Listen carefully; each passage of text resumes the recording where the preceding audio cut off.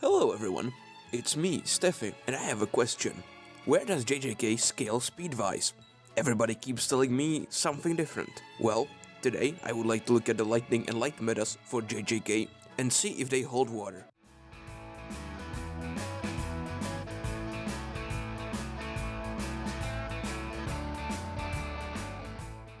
First of all, the anime isn't canon. I have heard multiple YouTubers say that JJK treats the anime as canon, or JJK heavily supervises the anime. This is just wrong. JJK was known to give notes on the story of the movie. She's also known to give notes on voice actors. And for the TV show, JJK and her editors never say anything about the canonicity of the filler content. They only look over the script to check that the dialogue doesn't break the canon. And JJK, her editors and the anime staff all refer to extra anime content exclusively as filler.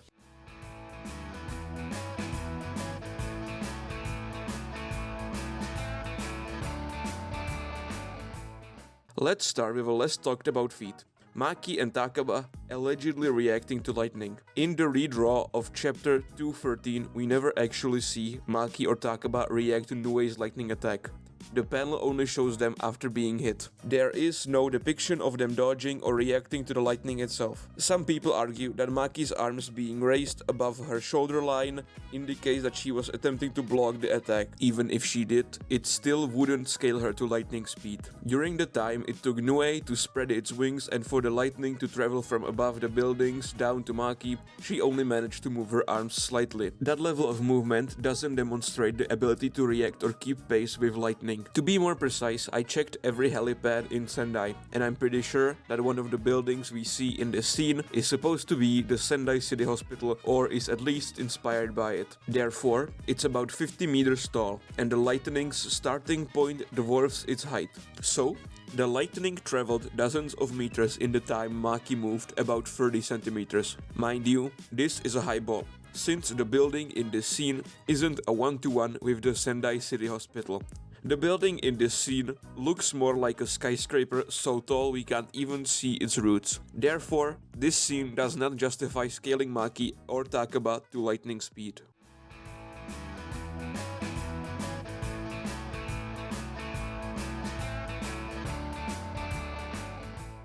Hakari doesn't react to lightning.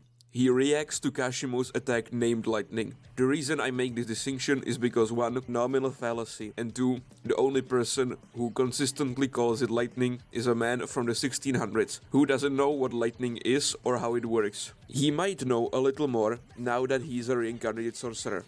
But the average modern person also doesn't really know what lightning is. The series actually goes out of its way to not call it lightning or electricity, and it never says or implies that it moves as fast as natural lightning. In chapter 184, Panda says that Kashimo's cursed energy bypasses durability like electricity, but nothing about its speed. So, when the narrator later calls back to Kashimo's cursed energy being like electricity, they're referring to it having a dispersing effect. During the first explanation of the cursed energy discharge, we again see the narrator go out of their way to make sure we know he's not using real electricity, but is only using his cursed energy in a way that is similar to one property of electricity, and that the cursed energy discharge is similar to a bolt of lightning, but isn't actually one. In the second explanation, the cursed energy discharge is called Return Electricity Strike. People like to say that this is the narrator saying that Kashimo's cursed energy discharge is the visible part of a lightning strike, the return stroke. But no. In Japanese, return electricity strike is not the way you refer to the return stroke of lightning. That's why the official and TCB's translators were so confused about this part. JJK isn't saying that the cursed energy discharge is the return stroke of lightning, she's calling the cursed energy discharge the return electricity strike. This would again fall under nominal fallacy. At the end, when Hakari moves the barrier, Kashimo again refers to his cursed energy being like electricity, and again it's just the discharging property and nothing else. In all, the series goes out of its way to make sure we know it isn't real electricity or lightning, and even goes out of its way to not call it such. So, the only way for us to automatically assign the speed of natural lightning to this attack is if it mechanically works like natural lightning. And it so happens that we get an exact explanation of how it works. And so we know it doesn't mechanically work like lightning. It's explained that Kashimo's curse energy has a discharging property, and that he splits it up into two parts. He discharges one part of the split curse energy to the other that was separated from it. Natural lightning is different. Positive and negative charges reach out to each other and create a conductive path, often called a stepped ladder, and then electricity is discharged through it, which results in the production of visible plasma by ionizing the air. To simplify, Kashimo's lightning is visible cursed energy traveling from point A to point B at an unspecified speed. This is said to be a sure hit attack on any character in Jujutsu Kaisen. Real life lightning is two charges reaching each other and establishing a ladder to discharge electricity, in the process creating visible plasma by ionizing the air. So it's consistently not called lightning or electricity. The only statement about speed just says it's unspecifically fast, and it's mechanically different from natural lightning. It's actually more similar to electricity traveling through air than to visible lightning, as most people like to say.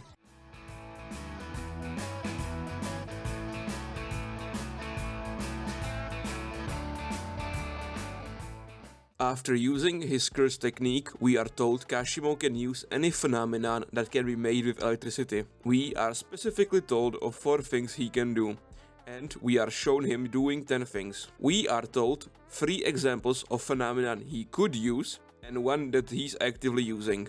He's actively using X-ray vision, and he could enhance his reaction speed, attack with sound waves, and attack with EM waves. He enhances his speed 3 times. He uses a sound wave attack 2 times.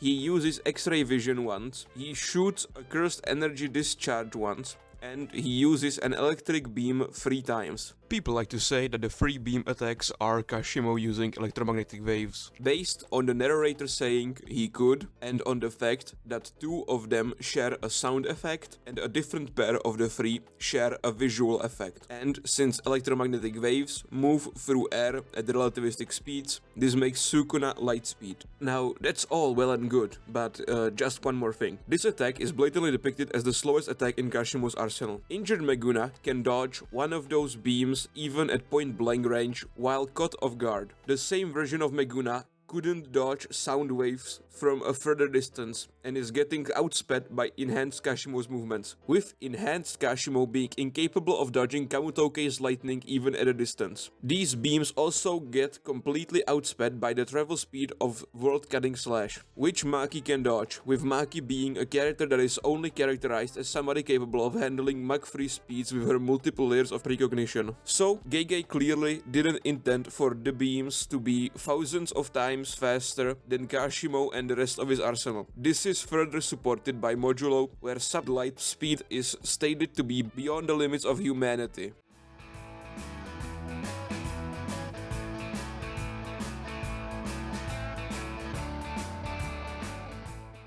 I literally don't know what to say to people that use this to claim that Sukuna is faster than light, since he literally doesn't dodge it. He sees Angel before she fires, and he looks at her as she's firing, but he still gets hit.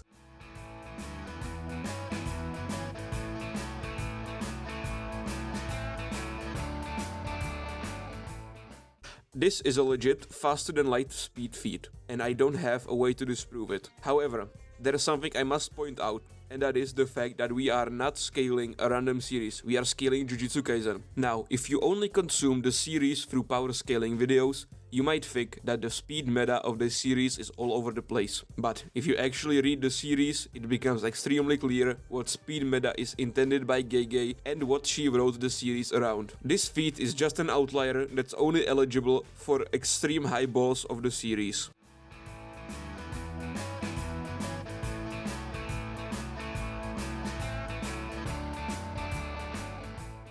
So, after all of that, where does JJK scale speed-wise? It's extremely consistent that grade 1 sorcerers and lower are below the speed of sound, with some of them being able to handle speed of sound attacks with cursed energy precognition, aim dodging, and attack charge-up times. The heavy hitters and people who scale to them are around the speed of sound and can handle attacks that are in the single digits of times faster than sound. Following that, Gojo and Sukuna at full strength can blitz the heavy hitter tier of strength. And lastly, Dabura is the fastest character with sub-light movement speed at the expense of his body. This is unarguably extremely consistent in the series. At the start of the series, there isn't much speed scaling. Maybe you can argue something based on the cursed grade to real-life weapon chart, but generally we only get a good lay of the speed meta in the Goodwill event. During the Goodwill event, we find out that the main cast of students all scale around grade 2, with some exceptions edging into grade 1. And during this arc, we find out that a half-assed piercing blood that doesn't even make a sonic boom, so it's slower than sound, is surprisingly strong for grade 2 sorcerers like the Megumi. There are also the rubber bullets that move at less than half the speed of sound, being able to tag Nobura multiple times and forcing Maki out of close quarters combat. People like to say that Maki catching the last rubber bullet puts her far above the speed of sound. However, Gege has later admitted that this feat went too far and that she disagrees with it. And lastly, we see that even Hanami can't dodge Inumaki's presumably sound-based blast. Below grade 1 sorcerers not being able to even handle through means other than raw speed of sound attacks is further compounded in Shibuya, where we see Yuji, who at this point is noticeably superior in stats to grade 2 sorcerers like Maki and Megumi at Goodwill, unable to consistently dodge Piercing Blood, with Piercing Blood being a speed of sound attack that's noted in the series to be actually easier to dodge than sound due to having charge-up time and an easy-to-track trajectory. In this arc, we see Yuji be called a grade 1 sorcerer, but also get directly compared to Nanami, Kusekabe and Todo. Therefore, most grade 1 sorcerers should also only be able to handle speed of sound attacks under specific conditions. We also get our first sign that people on the heavy hitter tier of strength can handle max speeds with Kenjaku blocking a sniper round after it's been fired and saying that regular weapons are effective against normal sorcerers. Urame also reacts to the fastest piercing blood in the series. We see Choso do a whole bunch of stuff he never does for any other piercing blood. He says he's putting all his strength into it, he charges it up presumably to the max, he reinforces his hands with curse energy, and he breaks the sound barrier twice. So, presumably Mach 2. During Shibuya, we're told Naobito is known as the second fastest modern day sorcerer, due to being naturally predisposed for the use of projection sorcery. This is very unspecific, but we can safely assume that at max ramp up with his technique, he's faster than the physical movements of all the modern sorcerers except Gojo. This, however, doesn't place him above all attacks from modern sorcerers, only their stats. At bare minimum, we can place him above Naoya, who isn't predisposed for projection sorcery, and his confirmed max speed at max ramp up is about Mach 1. During the Zenin massacre, we see Maki struggle with Mach 1, but she manages to predict Naoya's movements and beat him. Later, she's confident that she can prepare another attack on Naoya if he attacks her at the speed of sound. But the fact that even while healthy, she must make traps to catch him tells us she's sub Mach 1 herself. And she continues to be sub Mach 1 even after gaining precognition. However, we see that with precognition, cursed energy reading and aim dodging, she can now handle dodging and setting up attacks on Mach 3 Naoya. And no, she doesn't get any faster, it's not said or even implied that she gets faster. The only thing that's said about her speed is that Naoya is still faster, but for some reason can't overwhelm her, followed by us getting an explanation that she gained a new level of precognition. If Maki was significantly faster than Yuta, Hikari and Yuji, she wouldn't be repeatedly placed on their level as a heavy hitter.